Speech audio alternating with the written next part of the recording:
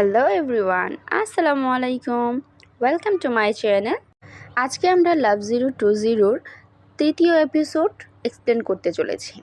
তো চলো দেখা যাক এই এপিসোডে কি হচ্ছে। দেরি না করে চলো শুরু করি। এপিসোডের শুরুতেই আমরা দেখতে পাই লুবেবে শাওউর 3 বান্ধবীর সাথে কথা বলছিল। লুবেবে তাদের কথার জবাবে বলে, এটা আমাদের মধ্যেকার বিষয়, তোমরা যেদিকে যাচ্ছিলে ওই দিকে চলে যাও। মিয়ান মিয়ান লুবেবেকে বলে, এটা তো জাস্ট একটা গেম, তাহলে এখানে তোমরা পার্সোনাল বিষয় নিয়ে কেন ওকে টর্চার করছো? এটা তো তোমরা করতে পারো না। শাওনাই তাদের দিকে তাকিয়েই বলে, যদি মরতে না চাও তাহলে এখান থেকে চলে যাও। তারপর লুবেবের উদ্দেশ্যে বলে, আমি চলে এসেছি, আমি এই দিকটা সামলাচ্ছি। লুবেবে শাওনাইয়ের কাছে গিয়ে দাঁড়ায়। মিয়ান মিয়ান তাদের কথায় কিছুটা রাগ হয়। শাওনাইকে বলে, শাওনাও, তুমি টপ 10 নাম্বার 1 প্লেয়ার, তাই বলে তুমি মেয়েদের সাথে এভাবে খারাপ আচরণ করতে পারো না। লুবেবে জবাবে বলে, এটা তো একটা গেম, তুমি এত রাগ করছো কেন? মিয়ান মিয়ানের একজন বান্ধবী বলে ওঠে, এটা একটা গেম, তাই বলে তোমরা তোমাদের থেকে দুর্বলদেরকে এভাবে টর্চার করতে পারো না। লুবেবে কিছুটা এগিয়ে এসে বলে, তাহলে চলো আমরা কম্পিটিশন করি, তোমরা 3 জন আর আমরা 2 জন। যদি তোমরা জিতে যাও তাহলে তাকে নিয়ে যাবে, আমরা তাকে কোনোদিনও ডিস্টার্ব করব না। শাওনাই লুবেবের কাছে এসে বলে, আমি তাদের সাথে লড়াই করছি, তুমি ব্রেক নাও। লুবেবে বলে, আমি তো বসে গেমটা উপভোগ করব। তারা 3 বান্ধবী তখন একজন অপরজনকে বলে, আমরা 3 জন আর ওরা 2 জন, ওরা কি সত্যি আমাদের সাথে পারবে? অন্যজন বলে, আমি শুনেছি সে অনেক শক্তিশালী, টপ নাম্বার 1 প্লেয়ার, কিন্তু সে কখনো মেয়ে প্লেয়ারের সাথে ফাইট করেনি। শাস্তি পাওয়া ছেলেটি তখন লাইনে চলে এসে বলে, আরে এখানে কি হচ্ছে আর কিসের কম্পিটিশন? আমি কি মিস করলাম? আরে না, এটা এখনো চলছে, এটা কখন শেষ হবে? তখনও তার উপর চাকু চালানো হচ্ছিল। মিয়ান মিয়ান বলে, ব্লাড ডেভিল, এটা আমি। তখন ব্লাড ডেভিল বলে, মিয়ান মিয়ান, তুমি এখানে কি করছো? মিয়ান মিয়ান জবাবে বলে, আমি তোমাকে সাহায্য করতে এসেছি। ব্লাড ডেভিল তখন বলে, তার কোনো দরকার নেই, এটা আমাদের মধ্যেকার বিষয়, আমার মনে হয় এটা এখনই সলভ হয়ে যাবে।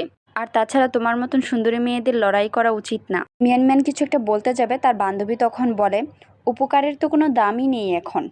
এটা বলেই তারা সেখান থেকে চলে যায়। ব্লাড ডেভিল লুবেবেকে বলে, লুবেবে, তুমি এটা চালিয়ে যাও, আমার এখনও 200 পয়েন্ট বাকি আছে। আমি কাপড় লন্ড্রি করতে যাচ্ছি, আশা করি ফিরে এসে দেখব শেষ হয়ে গেছে। লুবেবে বলে, তোমার মুখের ভাষা অনেক তিক্ত, কিন্তু মনের দিক থেকে তুমি খুবই ভালো মানুষ। এটা বলেই লুবেবে তার উপর থেকে ছুরি চালানো বন্ধ করে দেয়। ছুরি চালানো বন্ধ করেই লুবেবে বলে, তোমার উপর আমি অনেক এনার্জি আর ইলেকট্রিসিটি নষ্ট করেছি, আমাকে এখন ওষুধ খুঁজতে যেতে হবে। শাওনাই বলে, চলো আমরা যাই। এটা বলেই তারা সেখান থেকে চলে যায়, কিন্তু তাকে তারা চেন থেকে ছাড়িয়ে যায় না। ব্লাড ডেভিল চিৎকার করে বলতে থাকে, আরে দাঁড়াও, আমাকে তো এই চেন থেকে ছাড়িয়ে দিয়ে যাও। সেখান থেকে চলে গিয়ে লুবেবে মাস্টার শাওনাও একসাথে হাঁটছিল। লুবেবে তখন জিজ্ঞেস করে, আচ্ছা তুমি কিভাবে জানলে ব্লাড ডেভিল চেন মেশিনে গিয়েছে? জবাবে শাওনাই বলে, আমি দুপুরে অনলাইনে এসেছিলাম, তখন আমি তাকে গ্লোবাল ফোরামে মনস্টার স্কিল বই একত্র করতে দেখেছি, সেখান থেকে আমি বুঝে নিয়েছিলাম। এটা শুনে লুবেবে বলে, মনস্টার স্কিল বই একত্র করা মানেই তো চেন মেশিনে যাওয়া না, এর তো অনেক কারণ আছে। জবাবে শাওনাই বলে, নন ক্যারেক্টার প্লেয়ারকে আলাদা আলাদা মিশন দেওয়া হয়। মনস্টার স্কিল বই একত্র করা 236 নাম্বার স্টেপ, আর চেন মিশনটা যে দিয়েছে তার নাম হচ্ছে উনান্দাই। আমি নন ক্যারেক্টার প্লেয়ারের ওইখানে কিছুক্ষণ ছিলাম, তাকে সেখানে দেখেছি। শাওনের মুখে এইসব কথা শুনে লুবেবে কিছুটা অবাক হয়ে বলে, কত নাম্বার স্টেপ আর কোন প্লেয়ার দিয়েছে তোমার সেটাও মনে আছে, তোমার স্মৃতিশক্তি অনেক স্ট্রং। আচ্ছা তুমি বলেছো তুমি তাকে দুপুরে কোথাও দেখেছিলে, তখন তুমি তার উপর কোনো অ্যাকশন নেওনি কেন? উত্তরে শাওনাই বলে, তখন সে 205 নাম্বার স্টেপে ছিল, আমি তাকে 299 নাম্বার স্টেপে আসার জন্য অপেক্ষা করছিলাম। আমি তাকে শেষ স্টেপে হাঁটতে দেখতে চেয়েছিলাম, সে সেটা সারাটা জীবন মনে রাখবে। লুবেবে তখন হাসতে হাসতে বলে, ও আচ্ছা মাস্টার, আপনি তাহলে গেমটা জিতে গেছেন। লুবেবে কিছুটা এগিয়ে এসে শাওনাইকে বলে, তোমাকে অসংখ্য ধন্যবাদ নেহা। শাওনাই পিছন ফিরে লুবেবের দিকে তাকিয়ে বলে, ধন্যবাদ দেওয়ার প্রয়োজন নেই, এটা শুরু থেকেই আমার লড়াই ছিল। লুবেবে বলে, না এটা তার জন্য না, আজকে দুপুরে আমার কোনো একটা বিষয় নিয়ে মন খারাপ ছিল, আমি চাইনি আমার রুমমেটরা আমার জন্য চিন্তা করুক, তাই তাদেরকে কিছুই জানাইনি, কিন্তু আমার এখন খুব ভালো লাগছে। এটা শুনে শাওনাই বলে, আমার জন্যে? জবাবে লুবেবে বলে, হ্যাঁ তোমার কারণে। এটা শুনে শাওনাই বলে, খুবই ভালো। অন্যদিকে আমরা জেনশাও ও জিয়াউকে একসাথে বসে গল্প করতে দেখতে পাই। ঠিক তখনই তার 3 বান্ধবী দৌড়ে এসে বলে, জানো জিয়াউ আজ কি হয়েছে? লুবেবে আজকে আমাদেরকে বুলি করেছে। জাউ তখন বলে, আমি তোমাদের বলেছিলাম না তার কাছ থেকে দূরে থাকো, তার সাথে লাগতে যেও না। খুব দ্রুতই আমরা তার সাথে জেটসিজ গ্লাইড কম্পিটিশনে যাব। ম্যাং ম্যাং বলে ও অন্য একজনকে বুলি করছিল আর আমরা তা দাঁড়িয়ে দাঁড়িয়ে দেখতে পারি না। বিরক্তি ভাব নিয়ে যাও বলে তোমরাও না। মিয়ান মিয়ান বলে ওঠে আমার কাছে একটা আইডিয়া আছে। সার্ভারে নতুন একটা ভিডিও কন্টেন্ট সম্পর্কে নোটিশ দিয়েছে, কেননা আমরা একটা ভিডিও তৈরি করি আর লুভেবিকে ছোট করি সবার সামনে। জেনশাও তাদের কথা কিছুই বুঝতে পারে না, তাই সে জিজ্ঞেস করে কিসের ভিডিও কন্টেস্ট। অন্য একজন বলে এই ভিডিওটা লাভ স্টোরির উপর তৈরি করা হবে, গেমের সকল ফিচার এখানে ব্যবহার করা যাবে, আমাদের থিম হবে আমাদের কাহিনী। এই ভিডিওতে কোনো টাইম লিমিট থাকবে না, এটা একটা শর্ট ফিল্মের মতন হবে। সকল প্লেয়াররা সেখানে ভোট দেবে আর বিজয়ীকে পুরস্কার হিসাবে রেনবো স্যুট দেওয়া হবে। অন্য আরেকজন বলে হ্যাঁ চলো আমরা করি আর তোমাদের দুজনকে জিতিয়ে দিই, এটা লুভেবের জন্য অনেক লজ্জাজনক হবে। জেনশাও তখন বলে আমার মনে হয় না এটা পুরো সার্ভারকে জানানোর কোনো প্রয়োজন। যাও বলে রেনবো স্যুট অনেক সুন্দর, কিন্তু জেনশাও যেহেতু করতে চাচ্ছে না তাহলে বাদ দাও। জেনশাও তখন বলে যাও তুমি অনেক বুদ্ধিমতী, আমি তোমাকে এর থেকে সুন্দর ড্রেস কিনে দেব, যা এই রেনবো স্যুটের কাছে কিছুই না। আচ্ছা আজকের জন্য তাহলে আমি লগ অফ করছি, কাজিনের সাথে ডিনার করতে যাব, ফিরতে একটু লেট হতে পারে। যাও বলে ঠিক আছে আমি অপেক্ষা করব। এইদিকে আমরা প্রথম পর্বে যে ল্যাপটপ নষ্ট হয়ে যাওয়ার কথা শুনেছিলাম সেটা ঠিক করতে তৃতীয় এপিসোডে উকাও ম্যাংইরানের ডরমিটরিতে যায়। ম্যাংইরাং অনেকটা আপসেট থাকে। কম্পিউটার ঠিক করে উকাও বলে তোমার কম্পিউটার ঠিক হয়ে গেছে।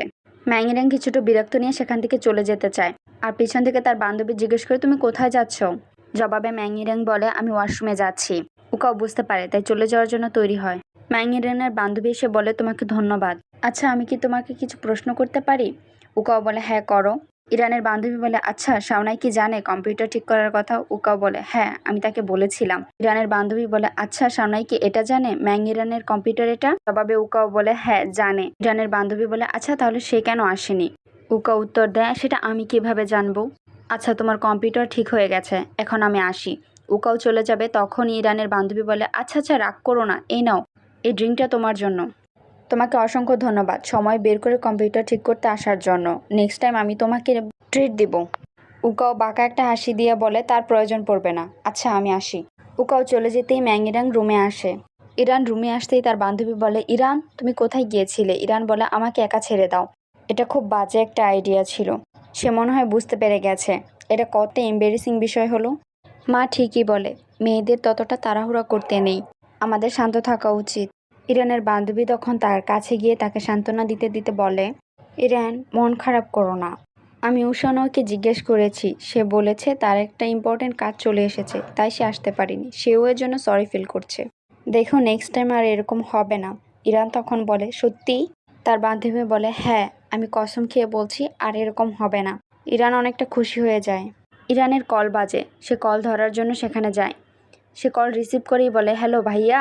কলের ওপাশ থেকে তার ভাইয়া বলে ইরান অনেকদিন হলো দেখা হয় না, চলো একসাথে আজ ডিনার করি।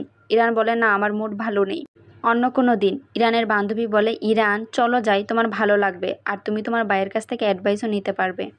একটু ভেবে ইরান তার ভাইকে বলে ঠিক আছে তবে খাবার ভালো হতে হবে।